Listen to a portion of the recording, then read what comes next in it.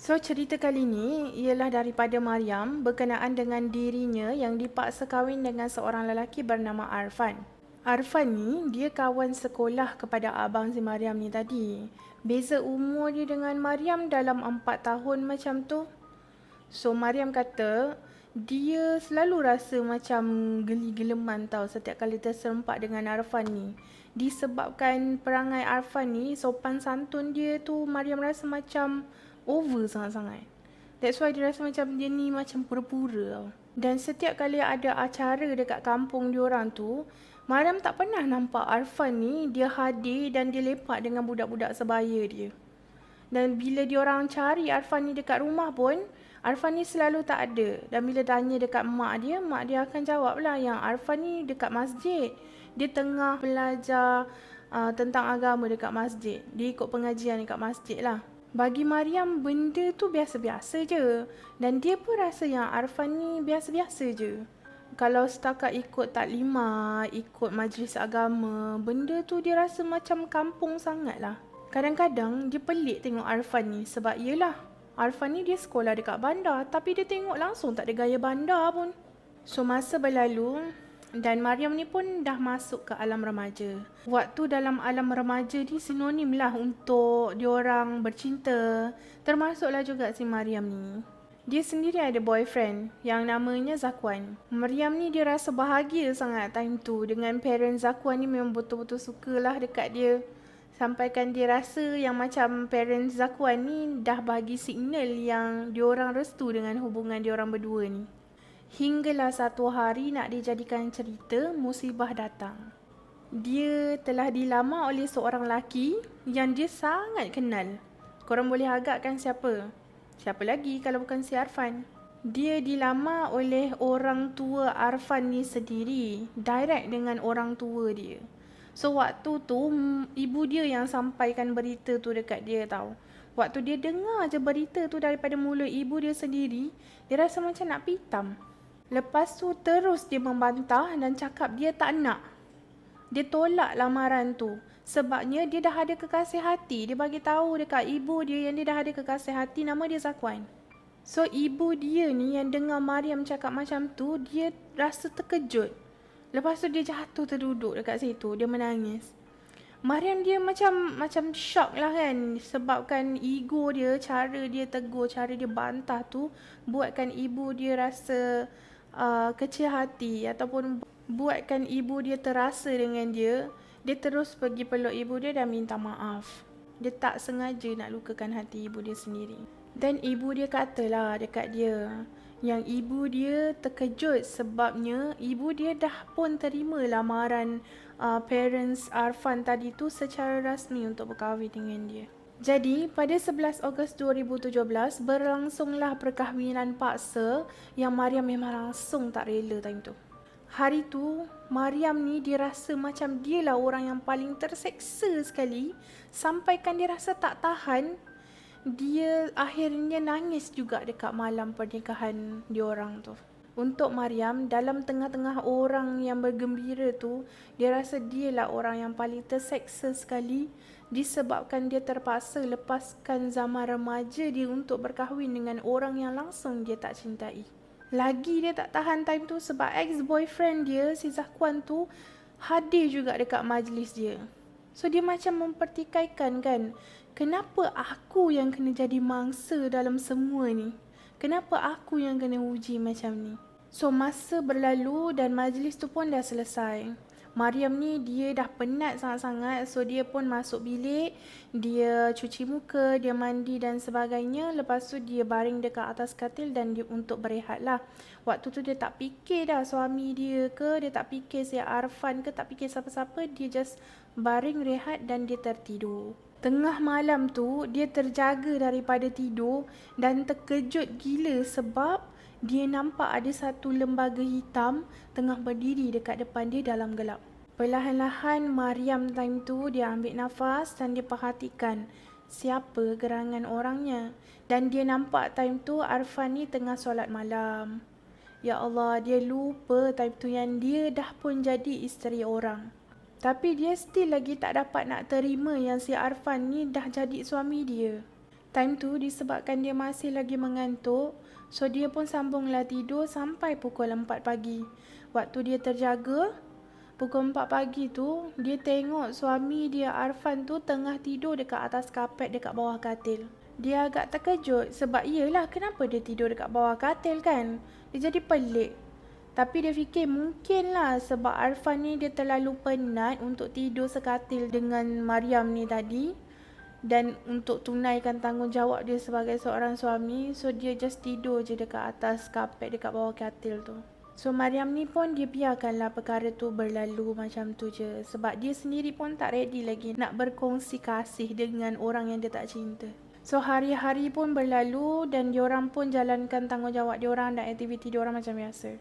Nak dijadikan cerita, Mariam ni ingat yang suami dia tu takkan sentuh dia time malam pernikahan diorang je. Tapi suami dia ni memang langsung tak pernah sentuh dia malam-malam yang seterusnya pun. Sampailah ke hari tu, memang langsung tak pernah. Kalau tidur sekalipun, suami dia tak pernah tidur sekatil dengan dia. Paling-paling suami dia akan tidur dekat atas kapet bawah katil ataupun dekat atas sofa dalam bilik dia orang. Even pegang tangan dia pun suami dia tak pernah. Dia jadi naik hairan. Kenapa? Mariam ni dia cakap dia jujur. Memang suami dia ni kalau bab nafkah zahir, dia tak pernah miss sekali pun. Malah kata dia yang nafkah zahir tu dia dapat lebih daripada apa yang dia perlukan sebenarnya.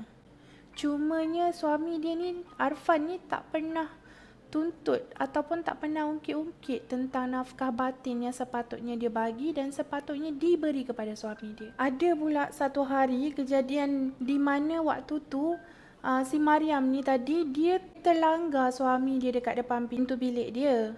Dan diorang tersentuh tangan tau. Time tu, reaksi suami dia buatkan dia tertanya-tanya lebih dalam tau. Buatkan dia rasa macam, kenapa dengan dia ni?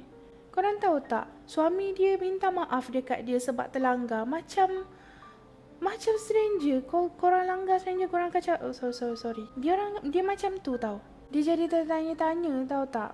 Sama ada Arfan suami dia ni normal ke tidak? Ke ada benda yang kurang dekat diri dia sendiri sampai Arfan tu tak nak sentuh dia langsung? Kenapa Arfan ni layan dia dingin sangat? Mariam ni fikir, bukankah dia seorang lelaki yang kuat agama? Yang tahu tentang agama dan kewajipan dia terhadap isteri dia, yang mana dia perlu menafkahi isteri dia secara zahir dan batin. Kenapa dia tak buat yang batin tu? So benda tu terus menjadi tanda tanya dekat dalam diri dia. Dia tak suarakan pun dekat Arfan ni. Dan hari-hari berlalulah dengan diorang ni sebagai pasangan suami isteri. Mariam ni dia kata makin lama dia makin sayang dekat Arfan ni. Disebabkan Arfan ni dia layan Mariam dengan layanan yang sangat lembut, yang sepatutnya seorang wanita dilayan tau. So dia rasa macam mula timbul rasa cinta dekat dalam hati dia untuk Arfan ni. Sampaikan dia dah lupa dah pun masa lalu dia dengan Zakwan tadi tu. Dia start rindukan suami dia, time suami dia keluar pergi kerja. Lepas tu dia start dengar ceramah-ceramah suami dia waktu suami dia ceramah dekat masjid. Lagi-lagi tentang pakaian yang sepatutnya wanita pakai, wanita muslimah pakai. So daripada situ dia start cari pakaian muslimah tu untuk dia pakai. Tapi bukan kerana Allah lagi. Time ni dia pakai untuk suami dia sebab dia nak ambil hati suami dia tu. Kadang-kadang bila Arfan ni dia pergi berceramah dekat masjid, Mariam ni dia akan ikut tau. Lepas tu dia balik rumah dia akan praktikkan apa yang Arfan ni ceramah dekat masjid tadi. Tapi satu je yang dia masih lagi tak faham. Kenapa dah sampai setahun usia pernikahan diorang pun, Arfan ni tadi masih lagi tak sentuh dia. Tak sentuh langsung tau. Bukannya tak sentuh atas katil je. Tapi even pegang tangan pun memang tak pernah. Setiap kali dia masuk bilik, dia mesti akan start dengan dia mengaji, dia solat. And then endingnya dia akan bentangkan kapet dekat atas lantai and then dia tidur dekat situ. Lepas tu dia akan bangun pula sepertiga malam untuk dia buat solat malam. Itulah aktiviti dia, tapi dia langsung tak pernah tidur sekatil dan sentuh si Mariam ni walaupun sekali.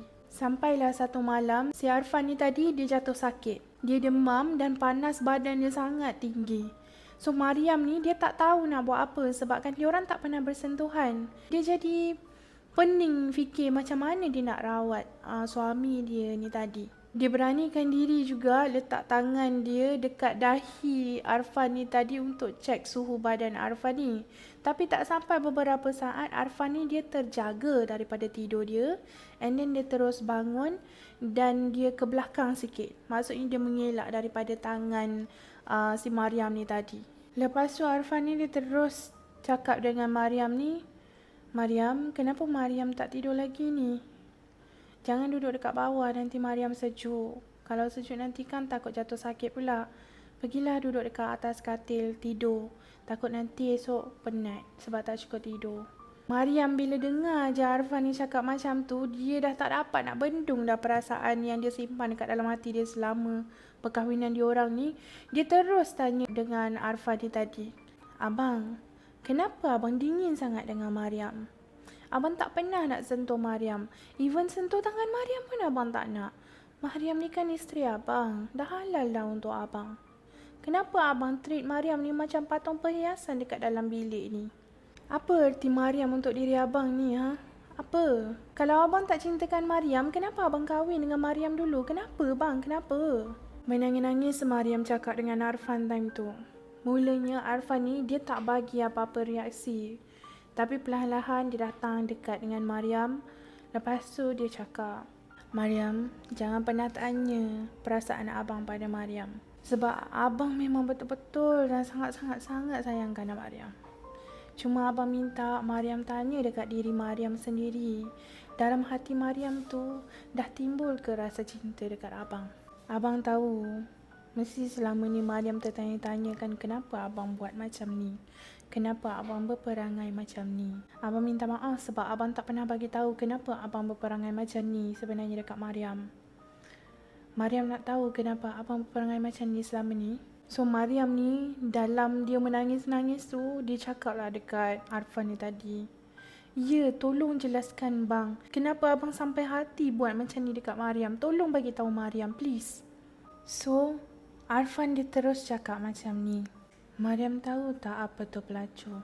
Maryam tahu tak pelacur tu dia buat pekerjaan apa? Maryam isteri abang. Maryam tahu tak betapa sakitnya hati abang nak paksa Maryam untuk layan abang buat malam pertama kita.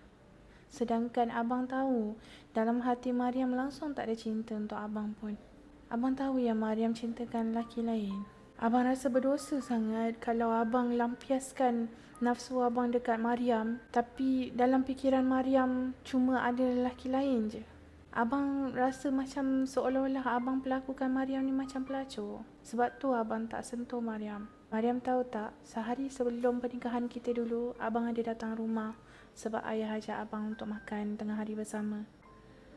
Time tu abang tak sengaja ternampak Maryam tengah bersedih dengan kekasih Maryam, Zakwan.